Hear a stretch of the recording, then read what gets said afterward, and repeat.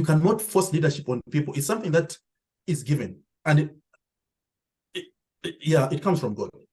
It's a gift. It is. Yes. It comes from God. And it's a gift. And that gift is not an easy gift for anyone to get.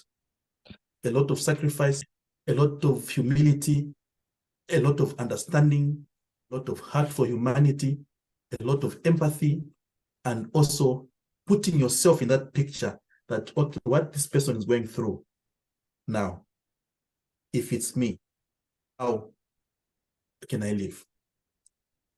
So that's very important. Born and raised in the motherland, chasing a better life, story of an immigrant. Concrete pastures. Concrete pastures. Hello, family. Welcome back to Concrete Pastures. Oh my God, I'm so excited today. We have an amazing guest. But before I introduce you to him, thank you again for tuning in. And to all of our new listeners, welcome to the family. This is a space that allows myself and others to share our stories as we deconstruct the world's view of immigrant status. We unlock the joys, the laughs, and the bravery that being a dreamer or immigrant brings. So subscribe to this channel and stay a while as we dive into today's podcast. Oh my God. Yes, I was introduced to our guest today by my girl, Juanita. I'm so grateful to her. She's such an amazing sister. And let's meet our guest. His name is, first of all, I can't even pronounce his name. It's simple, but for some reason, the little girl cannot pronounce this name. But here we go. Ferdinand Simaanya. He was born and raised in Zambia. He has attended so many schools: Livingstone Primary School, Linda Secondary School, the Hillcrest Senior Technical School, and he did his bachelor's degree in Zimbabwe at Solusi Adventist University in Bulawayo, Zimbabwe. He grew up as a DJ at Fairmount Night Club and joined Valentino Night Club and Oasis in Lusaka from 1990 to 1995 as the top DJ in Zambia. We're going to ask about this. After graduating from the university in 2002, he relocated to South Africa and joined Nissan SA as the sales cadet. Since then, he has risen to be an award-winning fleet sales in the Nissan brand. He's currently the Zambia Association in South Africa and the Zambia Diaspora organization president. Welcome to Concrete Pastures. Welcome. Thank you for having me. Thanks a lot to all the listeners and the viewers. I appreciate being here today. Thank you. You grew up a bit in Zambia, and wow, you were a DJ. Oh. Yes, I was a DJ just when I finished my high school at Hillcrest. Got a servant's quarter where it's a house in the front and a small house at the back. Yes. And one of the tenants who were staying there was a DJ, Richard Capetta, called Richie. Ah. Yes, so those days when I was young, I used to escort him maybe Sunday afternoon teen time show, sit beside him, look at what he does, playing music for the people dancing. And I just had some interest as well. And it was so amazing. One day, I don't know what Richard did. He was dismissed from work and they had no DJ. So all of a sudden, this young kid on the block just saw a driver from Fairmount Hotel. No, the boss wants you at Fairmount. Please just come and just help for the night. So I just went in there. Those days it was records, spinning records. Yeah, there was they were just records and tapes, So there was a tape deck. There was some discs there, records. And since I was always accompanying him, I knew the music. I knew what to get, where to get it. And boom, Saturday night, I was playing music. And that time I was called Fedi, the rap kid. Oh, nice. Wow. Yeah, and yeah, the name came about Rap Kid because what I used to do is I put an instrumental, a record, and I rap it out the song until the end. So people started calling me Rap Kid, Rap Kid. So from there, that's when Valentinos came to coach me, and Hanif Adams, that the best club, I think, in Central and Eastern Africa. It was called Valentino's Night Club. And also there, they just pushed me. They said, no, we've heard about you. Please come and play for us at Valentino's in Lusaka, the capital city. So I went there and boom, all of a sudden, I was playing alongside Eddie Groove. I came in when Marshall Pye died, Charlie Wyman, Eugene the Genius, Dr. Rhythm. Yeah. So when I was playing music there, Dr. Rhythm told me one day that no, Fedi the Rap Kid is like you're a kid. Now you're a grown up. So from today onwards, you are no longer Fedi the Rap Kid. You are Ferdyskyy, Ferdyskyy. Wow. That's how I got the name as Ferdyskyy, yes. So that was my part of the music. I was the best DJ in Zambia for a period of 3 years. The well-celebrated DJ, yeah. Nice. I guess you played for me when I went to, I was not supposed to be there, but I went to Oasis. Oh, Oasis, yeah, because when I was at Valentino's, Hanif Adams opened the Oasis. For you to play at the Oasis, you needed to be like, you know, the gem, you know, the best. Yeah. You know, I played at the Oasis, and yeah, so I was one of the best DJs there. Yeah. Nice. I mean, Oasis was the place to be. It was exciting. It was exciting. I think I went, was it 2001? Yeah, maybe not even 2001. I did maybe earlier than that. But I was young. I don't even know how I went with my uncle. I remember I went with my uncle, and he's the one who got me in. Yeah. And how did you end up in Zimbabwe? All right. It was a Sunday morning when I came from the club tired, and my mother came in a non-negotiating manner. She just came to me and said, Ferdinand, today, if you want to fight your mother, you're going to fight her. You've done well at high school, and this is not the career path you'd want to take.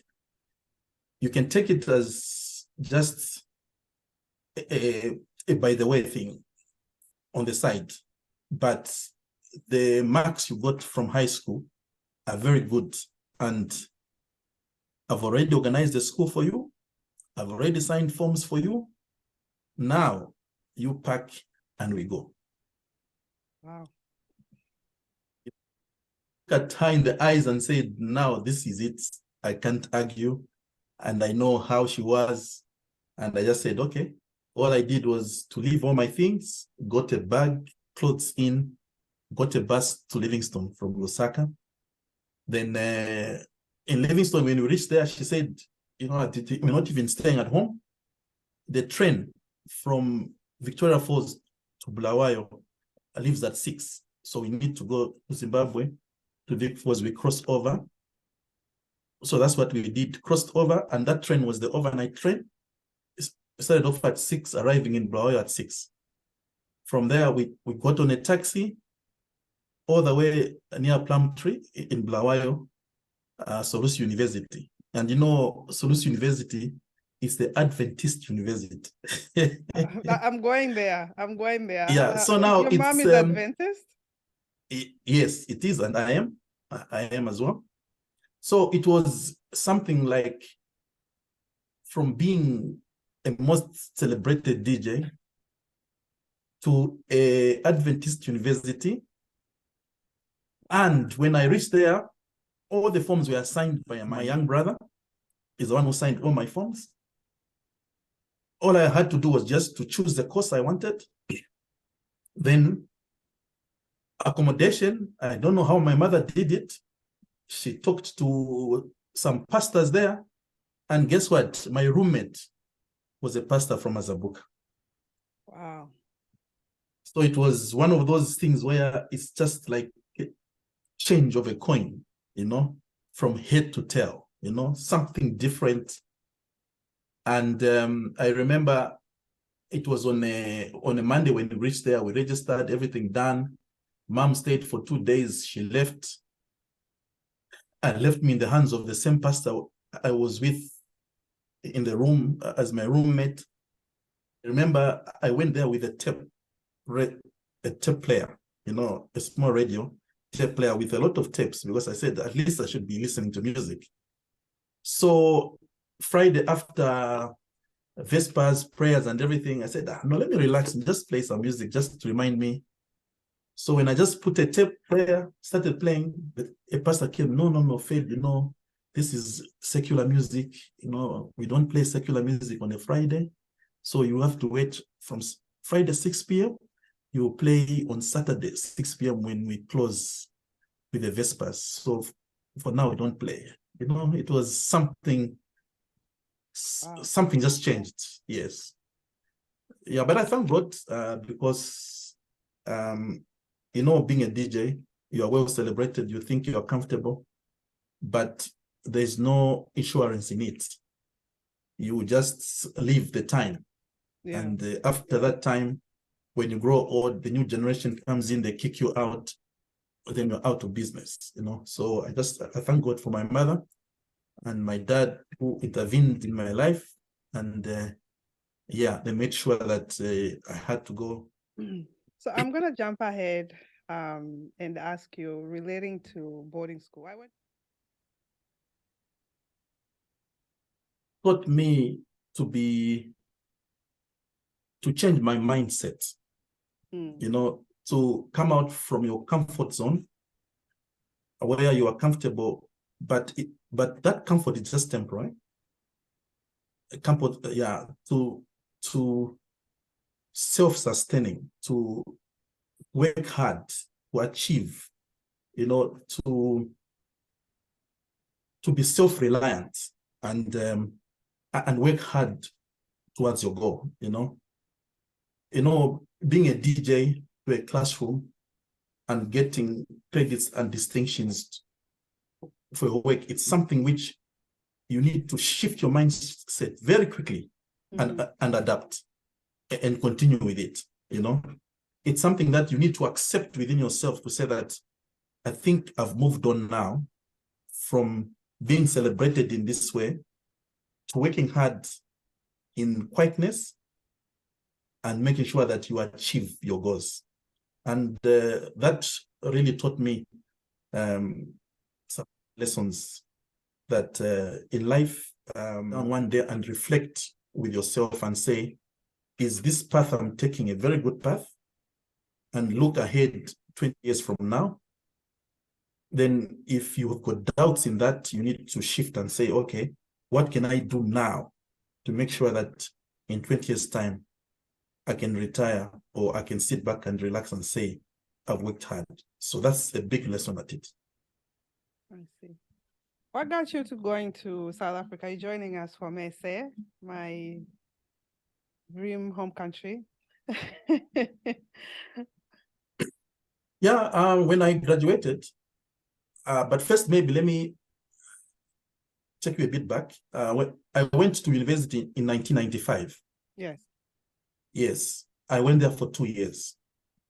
Then finances to pay my school fees. So I went back to Fairmount Hotel, and I really appreciate a man called Preglin Naidu, the one casino. He really nurtured me, pushed me to be a very strong person. And what he did, he said, since you have dropped out from school because of school fees, you are going to work here but I will not pay you Hmm. for 1 year. Yes. Okay. So in 1995, I went first year, second 1996. Then 1997, I dropped out of school because of school fees. I had some financial constraints there. And I went back to Livingstone. I went to Fairmount Hotel. The sole proprietor there, the owner, the director, Mr. Preglin Naidu, put me in, and then he even put me as an assistant to the directors. So I was doing a lot of work there. So he told me one day, he said, Ferdinand, I know you've come back from school because of school fees. So what I'll do is I'm going to pay you allowances only. And that time it was some service charge, service charge you get paid. Then he said, on the salary itself, I will not give you. I'll be keeping it. You'll be signing for it, but I'll be keeping it in the safe for you. Until after 1 year, when you go to school, that's when I'm going to give you back. So he even kept me at the hotel. He gave me a place where to stay, and I worked there. I thank God for him. He really made my life so easy. So that's when, after 2 years of not going to school, I went back to school. He still put me on the salary grade for the rest of my 2 years, which remained at school. And he gave me all the money. And obviously, the person who was assisting me to pay all the school fees at that time was my elder sister. But obviously, she had a few of some hiccups along the way. But eventually, she picked it up. So it's my sister who schooled me. So when I graduated, I went to Zambia. I worked for Zambia Revenue Authority. As a temporary employee, Something happened at the airport. All the people were fired there. So they got some graduates to just work there for 6 months. So when we were in the 5th month, we were asked to apply for the jobs. So when we applied, we were told, no, you are overqualified. They said, no, but we still want to work. It doesn't matter. You can give us, no. The Constitution says once you are a graduate with a degree, you cannot have this job unless you have this position, but we can't give you this position, is full. So we were laid out. So that's when my sister said, okay, come to South Africa. So I went to Durban where she was. Imagine I just stayed with her just for 2 months and she went to the UK. So after 2 months, I just came to Johannesburg, joined my cousin Ishmael, and I stayed with him. First application which I put in, and they didn't even advertise what job, they just said looking for sales executive. So I applied, got it, went for interviews, went for tests, passed the tests, and here I am. I joined in as a Nissan cadet. And a Nissan cadet means you are a skivvy for everyone. Yeah. If a person wants to photocopy papers, they send you, go photocopy there. If you want a file to be done properly, do my file. If you want to go put fuel in a delivery, I've got this new car, please go, like running up and down for 3 months. Yes, wow. But I had to do it because I knew what I wanted until the manager of that time, Amanda Law, saw my potential and said, no, from today onwards, like after a month and a half, he said, no, I want you to start selling on your own. I can see the potential. I can see your dedication. So from today onwards, even called for a meeting that stop sending this guy. He now works for Nissan. That's how I did it to now. Nice. And by the way, it's now exactly next week. It's going to be 18 years. Wow. Congratulations. Thank you. What do you do now for Nissan? I'm a fleet sales manager. I sell fleet vehicles. Fleet means a bulk of vehicles to different departments. So I've got my own fleet, which I manage, and for 12 years running, I've been a top salesperson for Nissan. I just got my award 3 weeks ago. Congratulations. Yes. So for 12, I don't know if you can see all these certificates at the back. No, here the in my camera office. is not showing us all the good Yes, stuff. yes. Yeah, but yeah. Now I'm proud to say that I'm a Zambian who is an award-winning sales executive for Nissan brand Hey, in South Africa. Yes. amazing. That's amazing. So I want to get into your you are the president of our diaspora community from SA to the whole diaspora community, right? Yes. When did you become the president? I'm the president of ZASA in 2017. Prior to that, there was a president called Edwin Mununga. Me, I was the deputy. So Edwin left. He had some things he had to do in Zambia, so he left. So me being the deputy, I became the acting from 2015. So at the elections in 2017, that's when I became the actual president of the Zambia Association in South Africa. How did you get affiliated with the Zambian associations in South Africa? Okay, me and my cousin Ishmael, we were running a football team. It was called Oceans Football Club. And Oceans Football Club, it was for the youth. We were developing the youths around the East Rand of Johannesburg. But that Oceans Football Club was well organized and well run, more than the association itself. Oh, wow. So there was a time for independence. So as Oceans, we organize our own independence with the football tournaments and everything. And the association also organized their own independence. But people came to the Oceans one. Oceans one. So Edwin, the president of the time, approached me and said, "No, Ferdinand, why can't I work with you? We are one Zambia, one nation here. We need to work together. So please just work with me. There will be elections next week.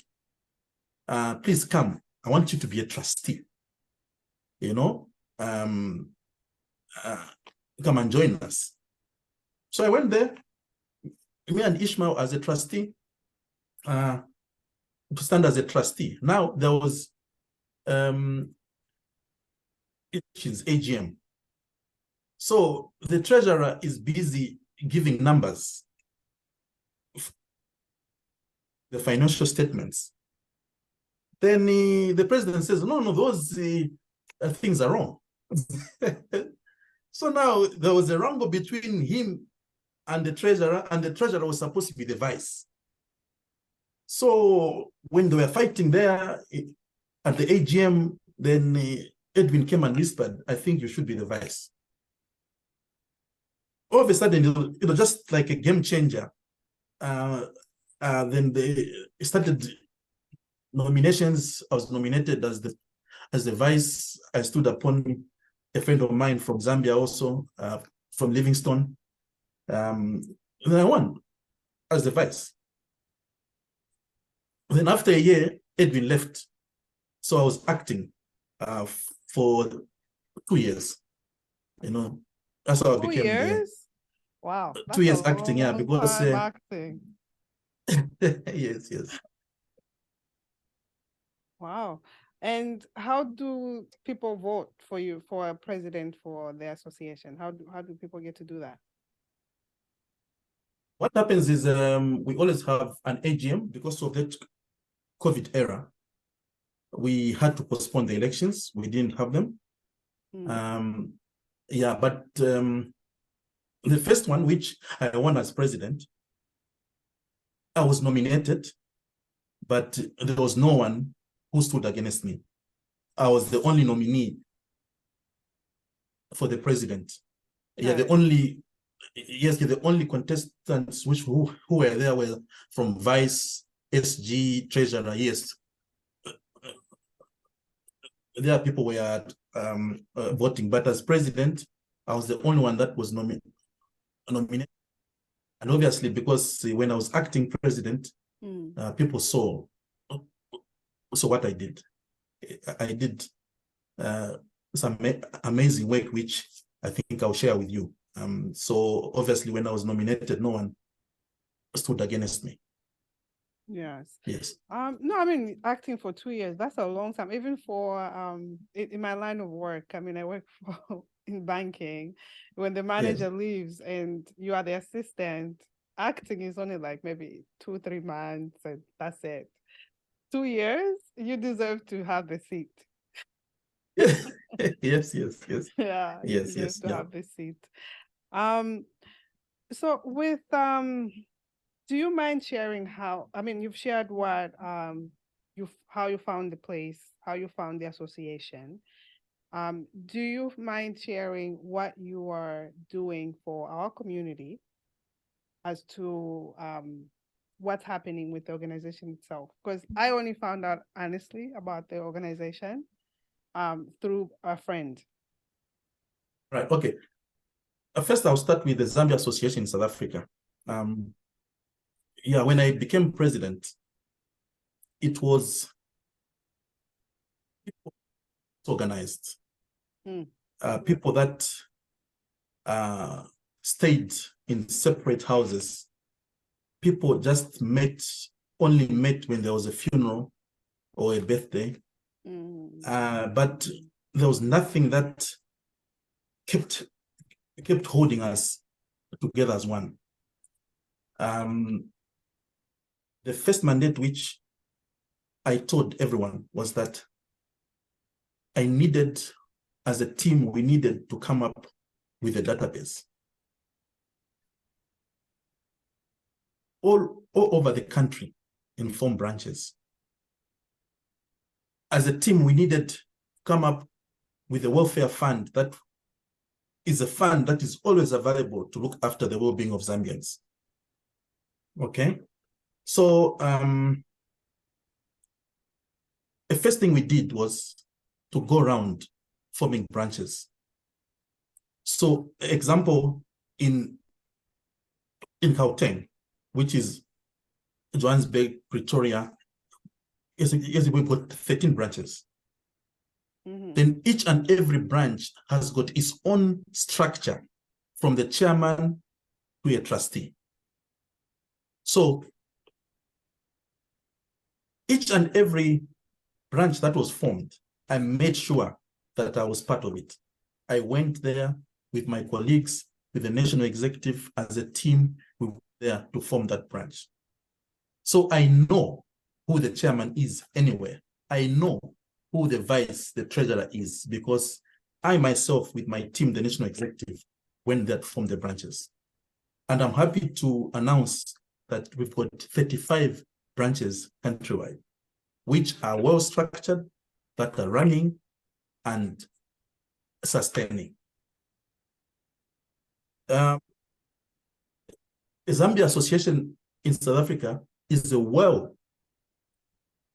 well-organized association across the world, because I see and I sit on the diaspora. I see the associations across the world. I see what they do.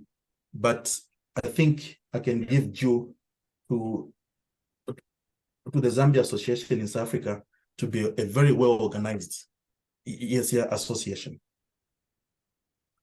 What do you say that is the most organized? Is it because of your leadership, or you just have great leaders in each of those branches, the 35 now branches? What are you guys doing differently than what everybody else is doing around the world? For example, if there's a death, okay, in some countries, yeah, the first thing you see is a GoFundMe. Okay. Okay. I was Yes. going to actually ask you about the fund. Yes. Yeah. It's a GoFundMe you see.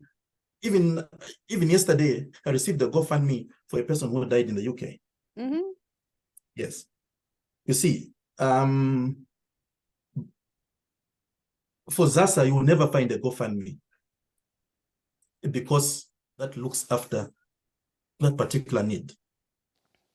Being an immigrant can be hard. Having been away from my home country for over 20 years has allowed me to experience these hardships firsthand.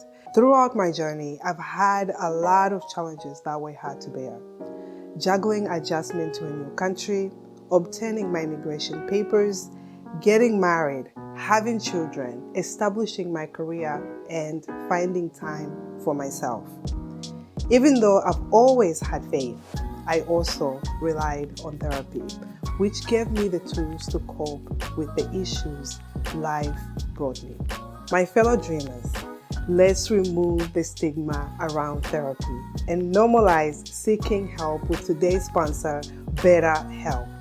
BetterHelp offers licensed therapists who are trained to listen and help you. Go to betterhelp.com/concrete pastures for 10% off your first month of therapy with BetterHelp and get matched with a therapist who will listen and help in as little as 48 hours. All right. So if a person dies in South Africa under the association, money is released to repatriate the body back home or to bury here in South Africa. If the bill is more than what the payout is for the association, the branch itself where that person was living, they put money together and make sure that the money is reached and the body is repatriated. You see, so if there's any communication, like today, if you tell me, Ferdinand, I want this thing announced now, within 5 minutes, the whole South Africa will have the information. You see, because all the branches have got chats, I've got WhatsApp chats, all the branches on my phone. All the branches, all 35 branches are here on my phone. So if I look, I know what's happening in Durban, I know what's happening in Mafikeng, in Nelspruit, in Cape Town. So if you send me information, if government gives me information to share, if I share to all the chairmen, because there's a chairman's group, if I share on all the chairman's group or on all the branches, information will go there and there. So that's organization, yeah. How did you guys come up with the fund, with the fund that contribute? Because that's a really good way to help our community. Because yes, here I had a conversation with Mr. Sanjay on death and how we prepare for death, and the importance of having a life insurance, because that's the part that we are working on in order to not have these GoFunds. How did you guys come up with this funding account, and how did people contribute, or is this just from the organization itself? Oh, okay. First, maybe let me just simplify it. For you to be a member of ZASA, you pay membership. Oh, okay. Okay. So membership, it's 350 rands for a family, a husband, a wife, and 3 children under the age of 21. And that 350 rands is per year. Okay. For a family. If you are single, you pay 150 rands per year. Okay. That money is just solely for administrative purposes of the association, for the association to run, for the association to sustain itself. That's the money that is being used. Okay. Then now we go to the welfare fund for any eventualities, deaths, sicknesses, repatriations, people that are held in Lindela and need to go back home, people that have been sick in hospitals, they need a bit of some finances. It's being tapped from the welfare fund. So the welfare fund is a separate fund which a family of a husband, a wife, and 3 children under the age of 21, they pay 720 rands per year. Okay? If you're single, you pay 360 per year. So once you pay that, you relax. You are a fully paid up member and you are paid up with welfare. So people pay that. If there's a death, usually to repatriate the body from Zambia, from South Africa to Zambia, it's in the range of 20,000 rands on average. Okay, depending on the casket you get and all that. Okay. Mm-hmm. So the association gives an amount of 8,000 rands to the family. Family, friends, the church, the branch, is contribute the balance to pay off for the for the repatriation. That's the reason why in South Africa you never find a GoFundMe, because we are ready for some eventualities that come. Got it.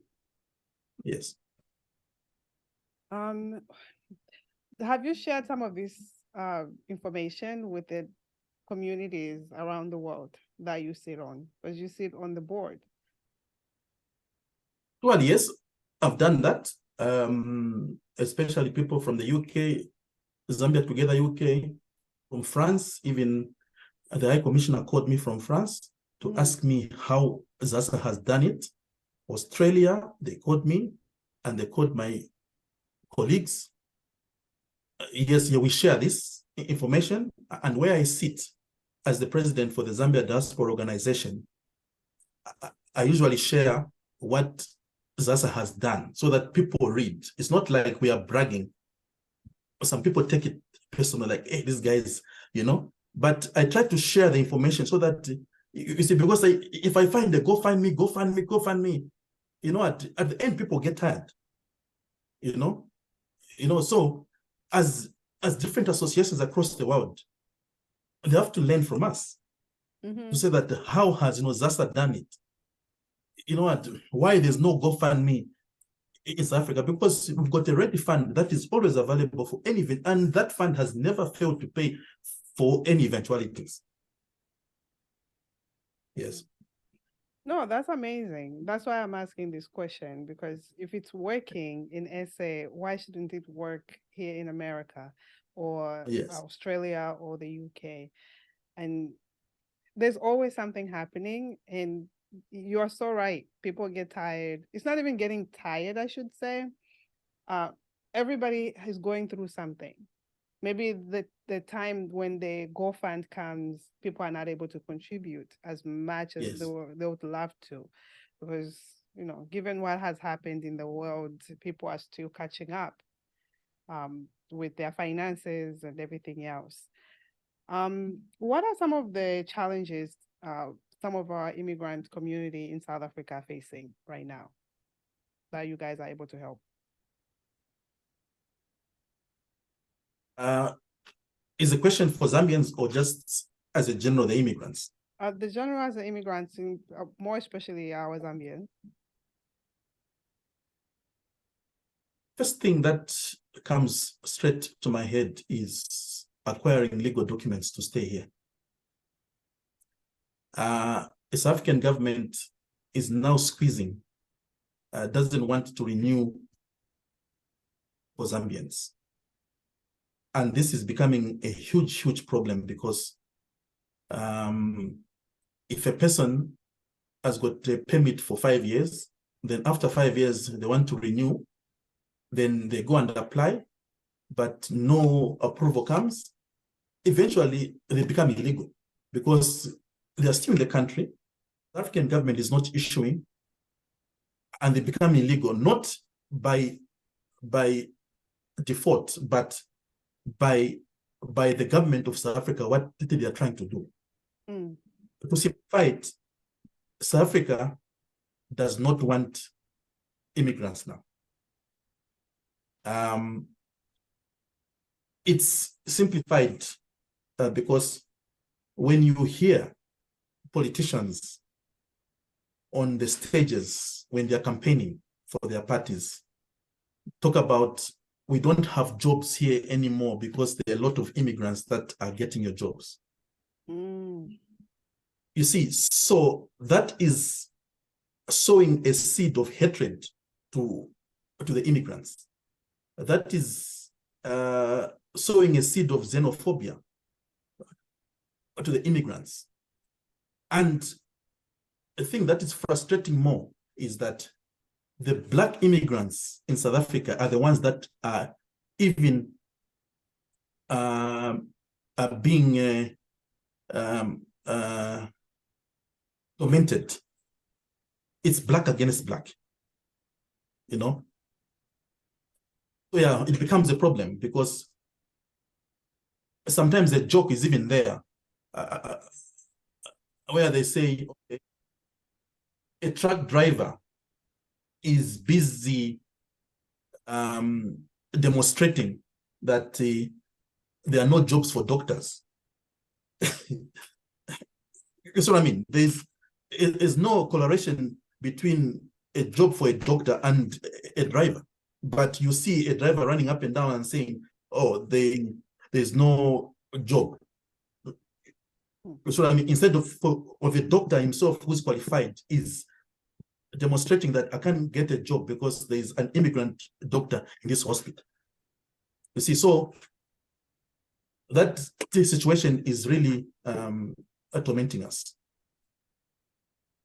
What are you guys, I guess, the Zambian Association for the Zambians, now going back to the Zambians, are we doing anything to help them in terms of, first of all, acquiring the documents that are required to stay, and also helping with the job placement?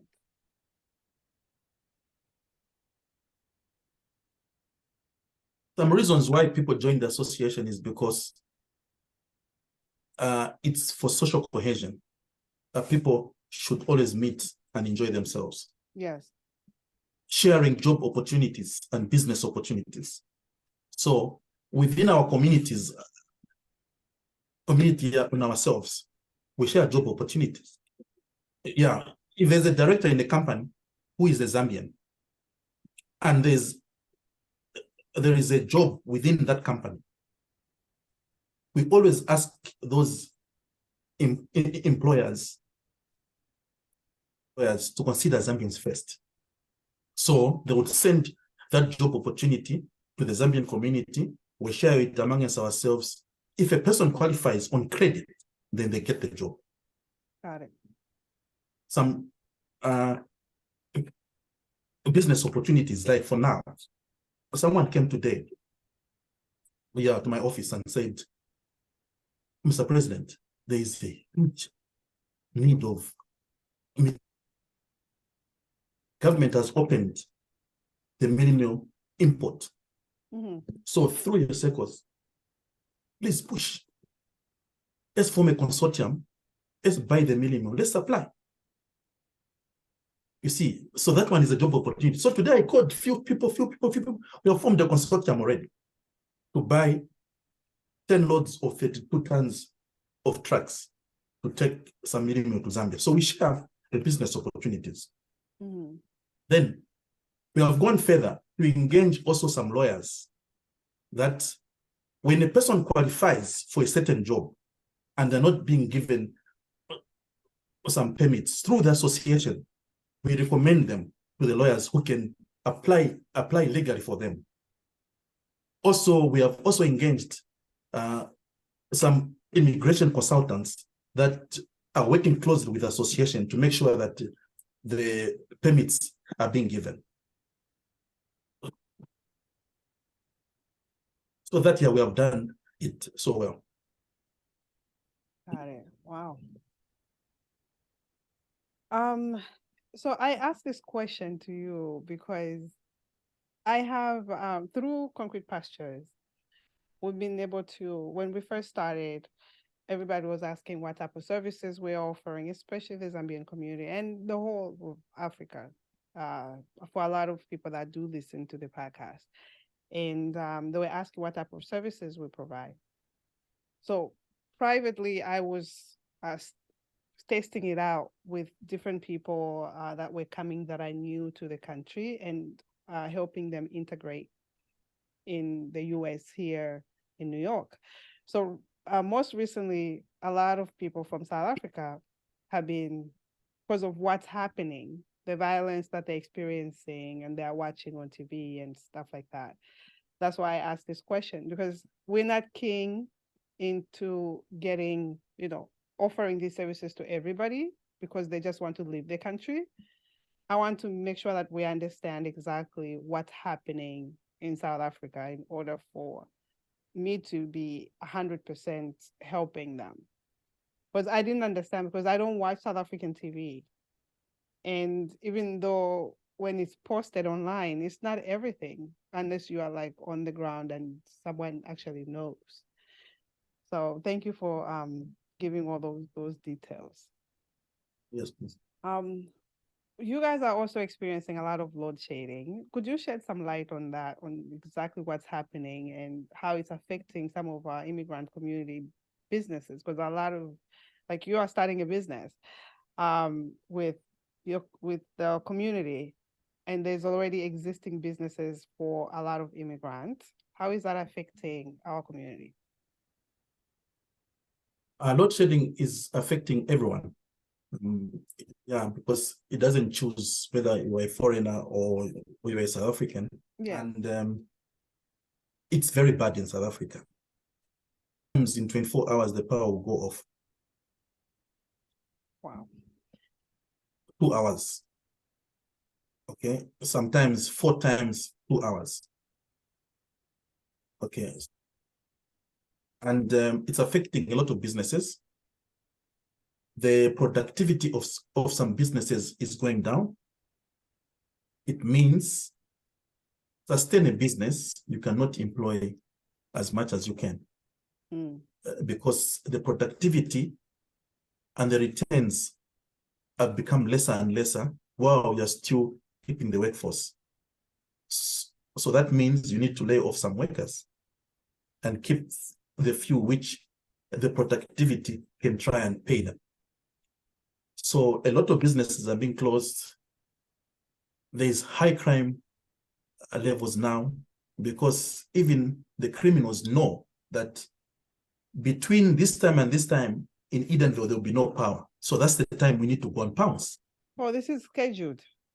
Yes, yes, yeah. You can just go to your app, to your ESCOM app and the area where you stay. It will tell you Monday, 6 p.m. to 8 p.m. From midnight to 02.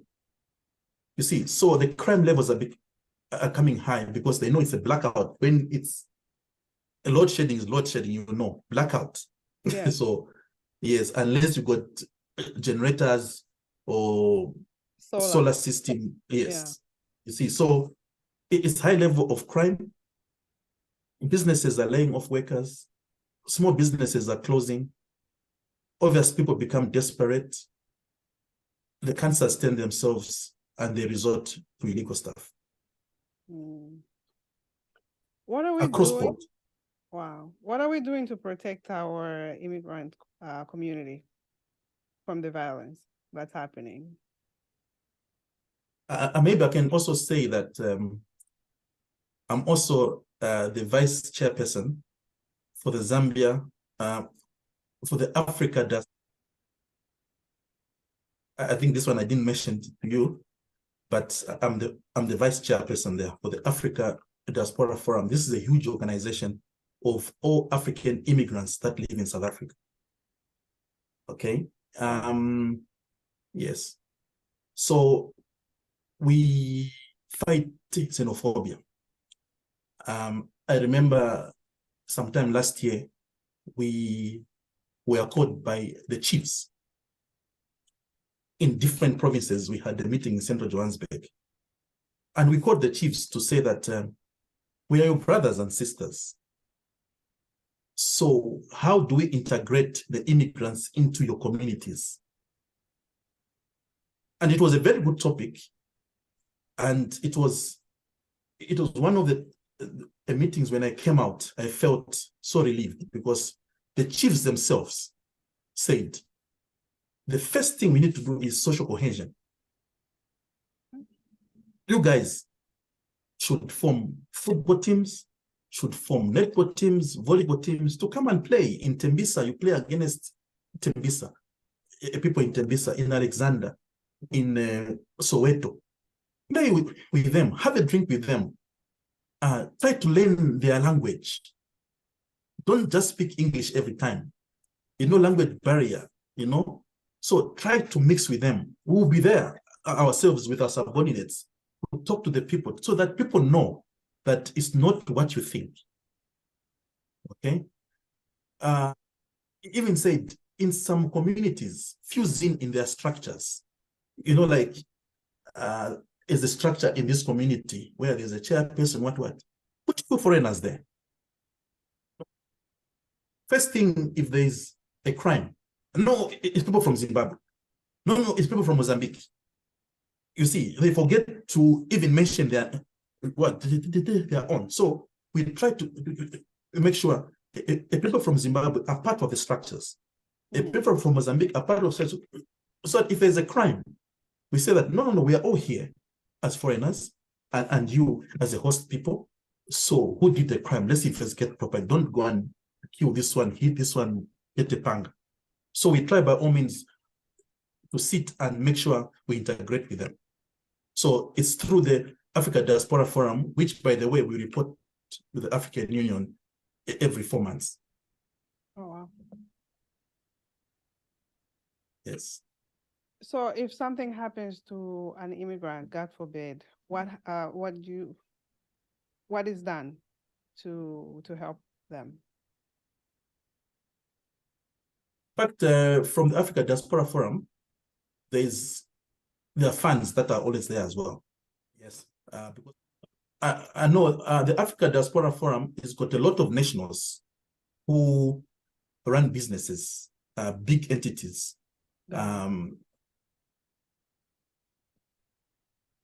They pledge money and they donate. So, because of the immigrants around South Africa, because the funds are always available there. Got it. Okay. How long do you have for you to still be the president of the Zambian Association? In fact, now, next month, I think 13th of May, there will be elections. Yeah, there will be elections which will decide who will be the president for the Zambia Association in South Africa. And yeah, because we started with the branches, so the branches even now are going through elections because we said now there's no COVID, there's nothing, so let all the branches countrywide go through elections, which they are busy with now. Then in the second week of May, there will be some elections to choose the new president and the whole executive. How long have you been the president so far? From 2017 until now. So it was a 3-year term. So it was up to 2020. Mm-hmm. But the 2020, we had to say that obviously we can't hold elections and things were not okay. COVID and everything. So we said, no, let's just play it by the ear. But now we can see things are coming to normality. Branches are now coming up because people even stopped paying membership because of hardships and everything else like that. But I can see now things are coming normal. So we said, okay, now let's hold the elections because we can't just overstay. We need to vote. Yes. Got it. So you as a leader for all of this time, what are you proud of? At least from the achievements, I think we have formed an association in South Africa that has never before been. We have, as a community, we look at the welfare of each other. We make sure we are there for each other. Sicknesses, deaths, job opportunities, just by the kick of the button that this has happened. And by the way, it's hard work. It's not so simple. For you to drive from here to Nelspruit, have a meeting, form a branch, they hold elections. Then you are in East London, they form a branch, hold elections, which us as an executive, we did. For me, I'm so proud that where the association is now, from where it came from, it's a well organized machine that is grinding results. So for that, I'm proud. No, it And sounds also, like a well-oiled machine running. but also, I think I should also mention that we've got a Zambia Diaspora organization. A Zambia Diaspora organization was born from the Zambia Diaspora policy document that came about in 2019. The policy document said that also recognizes Zambians in the diaspora as key partners in the national development of Zambia. That time we are so disintegrated, we are all over.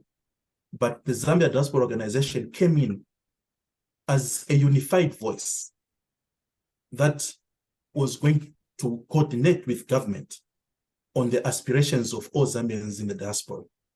So that's the reason why the Zambia Diaspora Organization was formed, because of the Zambia Diaspora policy. Things that we are engaging government. Yeah, number one, investments and trade in Zambia. Zambia, trading in Zambia, because wherever we are some agents of Zambia, whether it's a collective or as an individual, we are still agents. We need to sell Zambia. Sell Zambia with the products and services that are done in Zambia, and also sell the products and services for Zambia in our country. Okay? Or to remittances. 2022, for your information, the Bank of Zambia came out with all the results. 2022, total remittances to Zambia was 4.1 billion kwacha. That was the total remittance of the money that was transferred to Zambia. 4.1 billion is 700,000 kwacha more than the CDF budget of the country. Okay? It is 800,000 kwacha less than the budget for the infrastructure development of Zambia.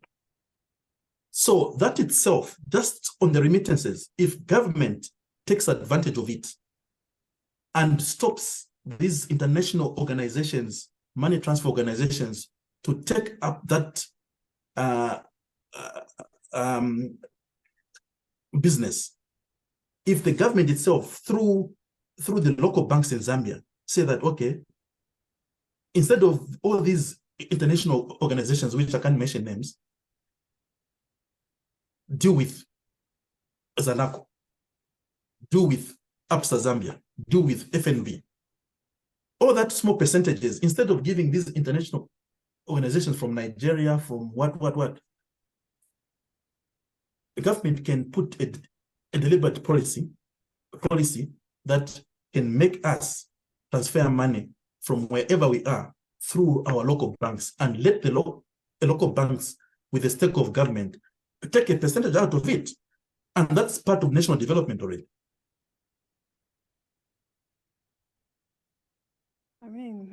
Is everybody willing to participate? That's the part. Because No, we are engaging government. No, we are engaging government.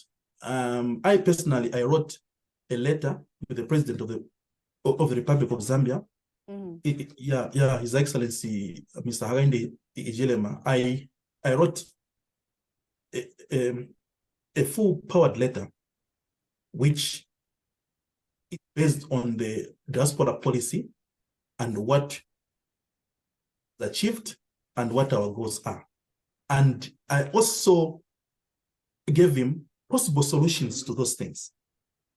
You see, because it's one thing to take a problem. Yes. But do you have a possible solution to it? So you take a problem and also give a possible solution to that problem.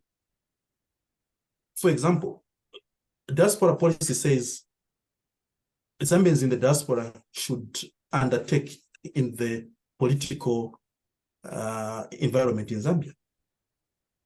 So we, the people in the diaspora, we need to vote wherever we are so that we can take part in the political environment in Zambia, so that we can be part of the decision making, because we are entitled to vote. So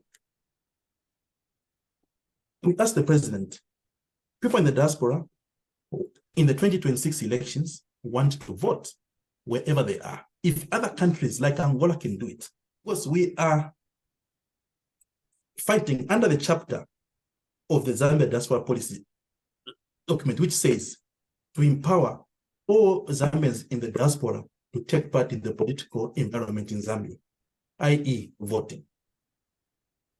Why should it take more than 60 days to get a passport? 60, that's yes. 60 days is not even much. It takes like, I tried to get my South Africa is 60 days because we are near, but you guys there, I think it's 6 months. Oh, forget it. You just give up. Here, Yes. to be honest with you, I just give up. You could do your dual citizenship here too.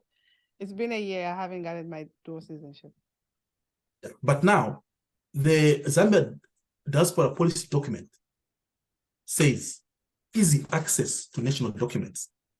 So yeah, we are going with that weapon to say that the Diaspora Policy document says easy access to national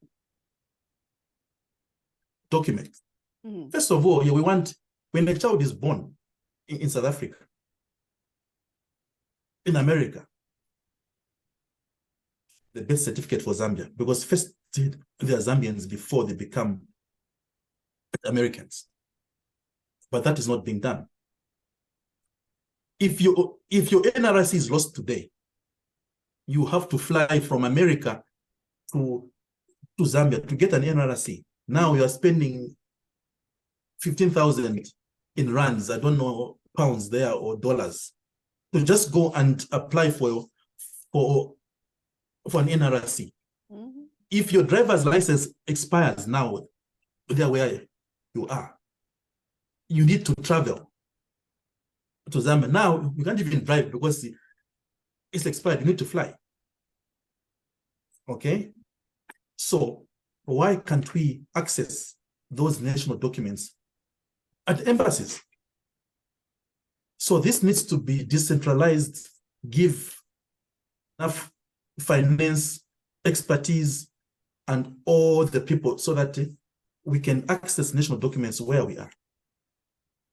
I agree. So this is our fight. Oh, that's a good fight. I mean, I hope we get a response when it comes to that if it gets uploaded to you guys, we also get it here in America and all over the world where we are all in. And what are you guys working on in terms of the African diaspora? What are you working on that you want all of us in the diaspora as immigrants to know? For us, I think it's so different. It's unique to South Africa. For us, we want that to know that when some immigrants come to South Africa, first and foremost, they access basic human rights things.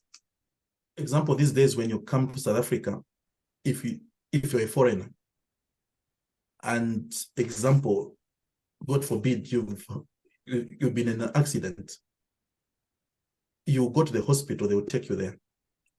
The hospital will want a deposit of 25,000 rands to start attending to you.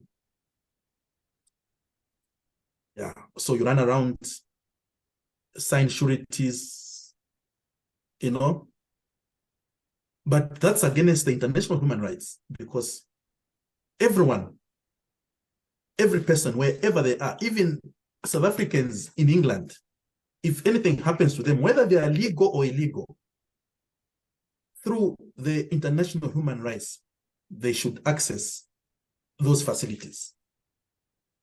That's how it works here. Here, you could go. You could arrive today. You get sick. You go to the doctor, and they will see. They have to see you. You go to the emergency room. They have to see you. It's a mess. Yeah, there was a truck driver, a lady from Zambia, who was involved in a truck accident. Time for her to take up medication and everything else, operations. Just at the reception there, they requested for 25,000 rands. On that day, we had to put money together on that very day to make sure that this lady had to go into an operating theater for her to be attended to in Central Johannesburg there. Wow. You see, so those are the things which we need to fight. Because South Africa tends to forget their history. South Africa tends to forget where they've come from. During the struggle, Zimbabwe, Mozambique, I would just say the frontline states fought a lot for South Africa, even bringing them to our countries, teaching them, giving them passports to go overseas to learn there. Mm-hmm. In exile. I know it's not like, okay, pay back, but just the humanity itself should just dictate that, let's give back to the people who helped us. You can't find a person who is badly injured, goes to the reception of a hospital, and they ask you before she goes into theater, please pay this money. So if you don't have anybody, that's it. They don't treat you at all. Nobody touches you. Okay, I don't know. We haven't followed up to the end of it, but it's the first question which they'll have to ask you. Wow. Please pay a deposit. And you can see the way the money comes out, because they're saying this person is in pain, is on the death bed. Yeah. Guys, what we do, like example, that lady, we have to run up and down, even phoning a company where she was working, and the company told us, no, we don't have money now, we'll have money after a week. So yeah, we had to make sure we put money together. Eventually, we had to get the money back in after all the treatment was done. Yeah. No, that's terrible. I mean, kudos to you guys that, you're looking out for the community, but still, that is a lot. I think they should, for sure, be treating people as humans. I get it. They don't want everybody just to come, because, they do have, from what I hear, better hospitals around Africa. They just don't want people to be traveling from their countries and coming and using their facilities. So I understand that piece.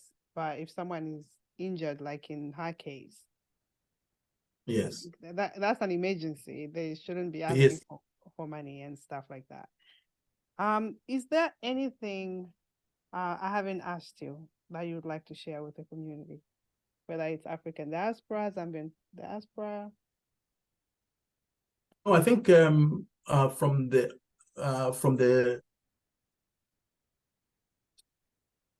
to join us. So far, we've got 72 countries that are with us. We want many other countries to join us, because for us to make an impact towards government, we need a solid, unified voice that can represent all spheres of the Zambian community in the world. For example, now we acquired some medical equipment worth 500,000 euros, which just arrived today in Zambia. Hey, nice. Yes, that's a huge achievement for us. Definitely. Good job. The equipment was given to us, acquired by the Salvation Army through our circles. The only money which we had to pay was the fees, which was to transport the equipment from Sweden up to Zambia. Then I'm very happy to announce also that the government has also helped us to clear those goods, equipment duty-free through Foreign Affairs, Ministry of Health, and Finance. So they came on board, they did the paperwork for us, and today the truck arrived in Lusaka, which is a very huge achievement. And so now we just need to do some adjustments for us to fly to Lusaka to officially hand over the equipment to the government. We want to have a decent handover, which will be a luncheon, invite a lot of the people, stakeholders, to come through, from the presidency to the ministries to health. So we want them to come, which I know you'll be in Zambia that time, which you'll be the master of ceremonies. Oh, I'll be there, people. Come. Yes. So that we can give officially to government. And you remember we had the Zambia Diaspora conference in Livingstone. Yeah. Yes, and in my speech, when I was addressing the people there and the president was there, I said it, that the Zambia Diaspora organization has acquired equipment worth 500,000 from Sweden. So it wasn't a talk show. It has happened. Yes, and we have achieved. So I think from the diaspora point of view, we are very excited, encouraged that at least we have done something. You know, there's a dialysis machine there which people are fighting where it's going. Some are saying it's going to Chipata, some Kitwe, some Livingstone. But for us, we just want to hand over. Then the fight will be there. Yeah, but at least there's serious equipment that is needed to help the people of Zambia. So from the diaspora, we say at least we have achieved something. Yeah. Oh, no, that's beautiful. Yes. You know, while you were talking, I'm thinking from the point you graduated high school and then you become a DJ and you're going to Seventh-day Adventist School and you end up now in this role. It's like, I don't know how life even like transports us. Like from the point where you are making people dance, that is your leadership that started from there. And then now, because you have to, in order to be a DJ, you're activating people's, you're impacting people in a way, you're making them happy, and you've always been impacting people. And it's just touching with how you've been impacting people's lives. And even now with even the machines, this is part of your legacy of what you've been able to accomplish through your leadership. Even if they don't vote you through to go another term, I think you should be very proud of your work. You should be very proud. Yes, this is a democracy. And when it's a democracy, you need to go through elections. If people want you, they vote you. If they don't want you, they take you out. When they take you out, you accept and move on. Then you become the advisor for the new executive that comes through. So you can play a big role as on the advisory board, where you advise them, show them the vision, the achievements, because you've been there before. So it's part of life, it's part of democracy. So we need to go through that process. I listen. I think you've achieved a lot in your lifetime, and I think you've been impacting people from the point you were young and to this level where you are now, and even on a bigger scale. You're impacting the whole world. For all of us immigrants around the world, whether it's the African diaspora, you're still contributing. And to us Zambians, the diaspora itself, you're still contributing. So I salute you. And I'm so grateful to have leaders like you. Thank you. Oh, thank you.